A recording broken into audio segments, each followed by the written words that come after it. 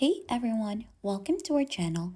In today's video, we'll learn how to fix Instagram story music not working full guide. If you're having issues when you want to go ahead and add in a music onto your Instagram story, then it might be likely because of your account type. Those could be one of the reason wherein why the music is not showing onto your device. So if you search a certain music in here and it is not showing, then it is because of that restriction.